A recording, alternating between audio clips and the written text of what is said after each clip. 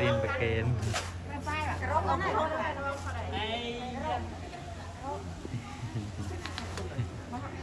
จะសូមអនុមោទនា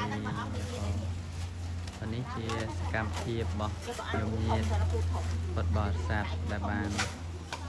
មានសិទ្ធិជ្រះថ្លាបានរៀបចំជាទេសជ្ជទានកាហ្វេបងពេលល្ងាចសម្រាប់ថ្ងៃនៃអបអសតសិល8កើតប៉ុណ្ណាដែលខ្ញុំញាតិបានរៀបចំប្រគេនព្រះសង្ឃក្នុងវត្តសាមគ្គីរាមអូតគីដែលមានសង្ឃរហូតដល់80ជាងព្រះអង្គក៏ជិត90តោះញោមចាប់ដើមណាញោមណាតោះចាប់ដើមប្រគេនញាតិពុទ្ធបរិស័ទទាំងអស់គ្នាចាស់ណាអនុមោទនាប៉ុណ្ណាអូនទៅមកជួយទៅណាចូលទៅ30មិនត្រូវសាធុអនុមោទនាញោមអរគ្នាជាសកម្មភាពទាំងមូលញាតិញោមជួយប្រគេនញោមតោះតោះញោមជួយជាទានកាហ្វេបង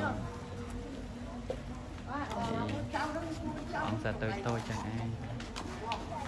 តោះញោមជួយចូលមកមកថតហើយ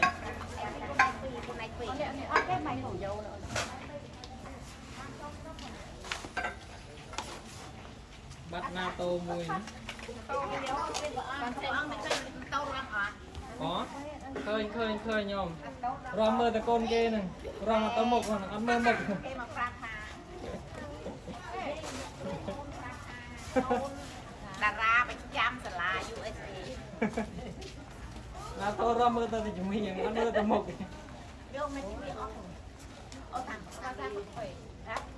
អាសាឲ្យទីបាត់ដេលូចុះព្រះអង្គឥឡូវខ្ញុំប្រគេនលោកសិនចុះខ្ញុំមកđây แล้วព្រះអង្គเขาពីចំមកហើយណាអោទៅដល់ហើយប្រគេចាំព្រះអង្គព្រះអង្គឲ្យប្រគេណា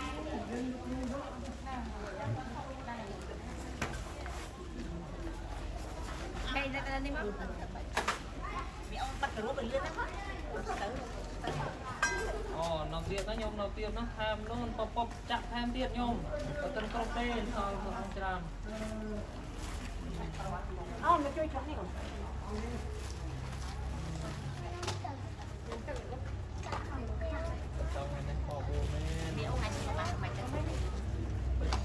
បនដល់នេះនេះមិនដឹងធ្វើបនមិនគេចាំមកស្អើខាងរៀងតាមមិនស្អើ